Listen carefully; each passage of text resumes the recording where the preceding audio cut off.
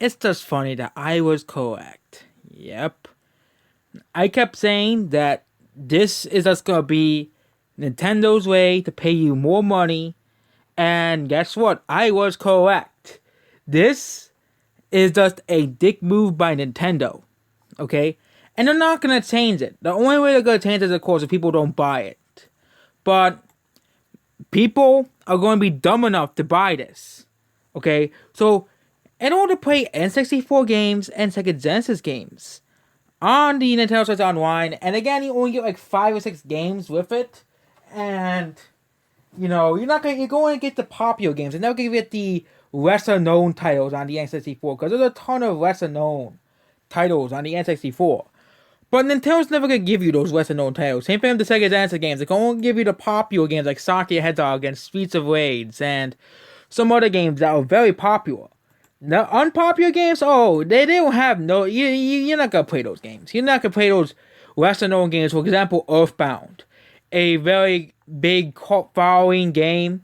Well, you're never gonna be able to play Earthbound on the Switch because it's gonna be the popular games. It's always gonna be the popular games, and this is even more limited if you do not have Animal Crossing. In order to get this new Animal Crossing update, you have to buy this, or else you won't be able to play it.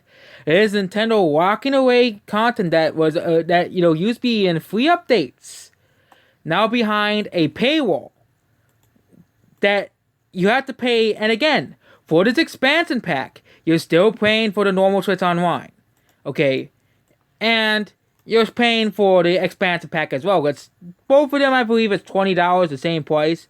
But the regular Switch Online is $20, and if you get the expansion pack, you have to pay $50 a year for it. Again, people are like, really, but people pay that amount of money for the Xbox Live. But Nintendo Switch Online used to be free. But now Nintendo is just gonna be like, you know what? Let's outdo Xbox. Let's outdo Xbox. $80 a month, $80 a year for online. Yep, let's outdo Xbox. A lot of people don't like some people don't like the fact that they have to pay $60 for the Xbox One.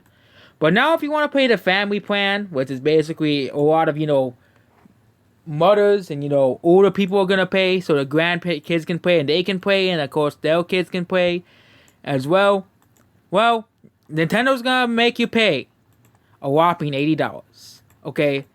That's even more than your average PS5 game, which is again $70. And people didn't like the fact that you have to pay $70 for each game individually. And this includes all of the services as well. So the original online will still include the NES and Super Nintendo games. But if you want to buy, thus the expansive pack, of course, still comes with Nintendo Switch Online, which Nintendo Switch Online is still not that great. It will be $24.99. But we want to get the whole package. It's $40. It's $40. And $80 if you want to get the family plan. $80. Okay? And PlayStation Plus and Xbox Live Gold is $60 a year. Why does that matter?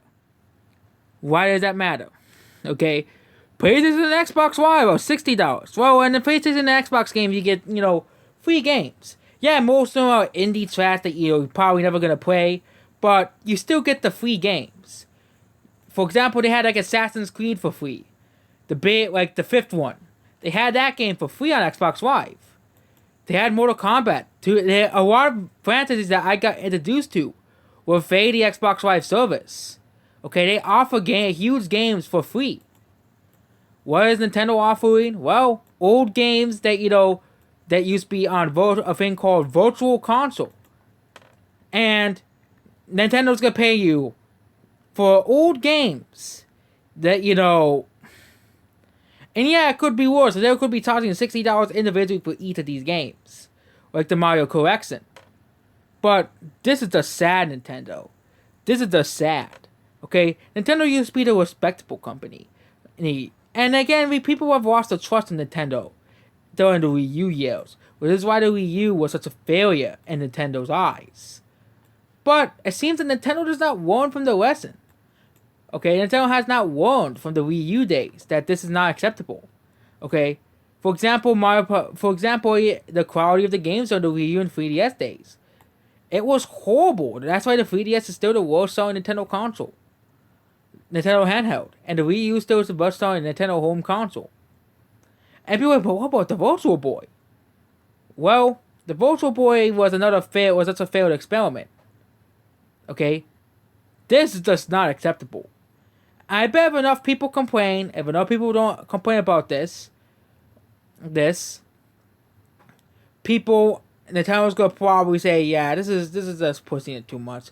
This is an expansive pack that's a cost at least $5 for each service. Okay, not a $30, not $50 for the whole thing. Yeah, it does line up with the other services, but Nintendo's supposed to be better than them. Okay, not trying to copy them. Thus, for some old games. Okay, the N64 and Sega Genesis. Not everybody wants to play N64 and Sega Genesis games. It would be different if this gave you a random Switch game for free every month or so. Oh, you get this expansive pack, you get the N64 games, and you get, which is only the popular games that you probably played 100 times already, unless you're, of course, new to gaming or a young kid. And young kids are not going to want to play these old games. They're going to want to play games like Minecraft and stuff online. They're going to want to play Smash Bros. Online. They're not going to want to play these old games. I know there's 90s kids that can get angry. They're going to get angry because it's the truth. No one's going to play these old games. Okay?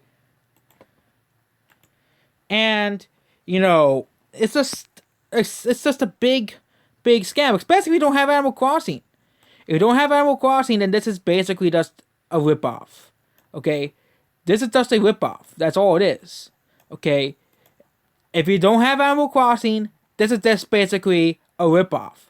And that's what Nintendo's doing. They're acting even worse than Microsoft and Sony, because Microsoft and Sony, they give you free games.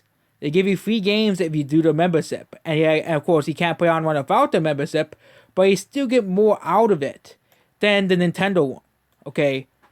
And in the Nintendo one, they'll give like 10 games anyways and it's mostly the same games. It's mostly the popular games and the best-selling games. You're not going to get the obscure and underrated games on there. Because Nintendo's not going to give you those games. That's another problem with these services. For example, people have been asking for more of the RPG catalog on the Super Nintendo for a long time, and Nintendo has not given it to them. Okay? And it's going to be the same thing with the N64. I know N64 didn't have really any RPGs, but they're not going to put like Banjo-Kazooie on there. Because again, Microsoft owns that IP, but they still are not going to put Banjo-Kazooie on there, even though it's an iconic N64 game. They're still not going to put, Sin and Punishment I think that was on the N64 too. Or the original Animal Crossing on the N64, so it's Japan only. Okay? They're not going to put those old games on there. Okay? They're not going to do it. Okay? Nintendo's not going to do it. They're going to put the big games like Star Fox 64, Ocarina of Time, Majora's Mask, Mario 64, Mario Kart 64, and Kirby 64, and Yoshi's Island. Yoshi's Story. That's the games they're going to be putting, because those are the games that sold the most. Okay? And of course the original Smash Bros. As well. They're not going to put the more obscure and more unknown IPs. They're not going to put Nintendo like Custom Robo and Sin and Punishment, for example. It was the same thing with the GameCube ones. They could put like, Smash Melee. They could put, Mario Sunshine, Wind Waker, and the big games, probably Pikmin 1 and 2. Considering that Pikmin 3 has been a very huge success, and people want to play the original 2 Pikmin games. And it's just a very, very, very irritating thing, when it comes to Nintendo Switch Online. So if you really have the money, if you really want to re-experience your childhood again for the 8th millionth time, I guess it's really worth it if you really want to. Re-experience playing Ocarina of Time for the 8th millionth time, and re-experience playing, of course, Mario 64, Mario Kart 64, and the old Mario parties and stuff. But to me, it's not really worth it. I think most people will probably agree. This is just too much money for this. Goodbye.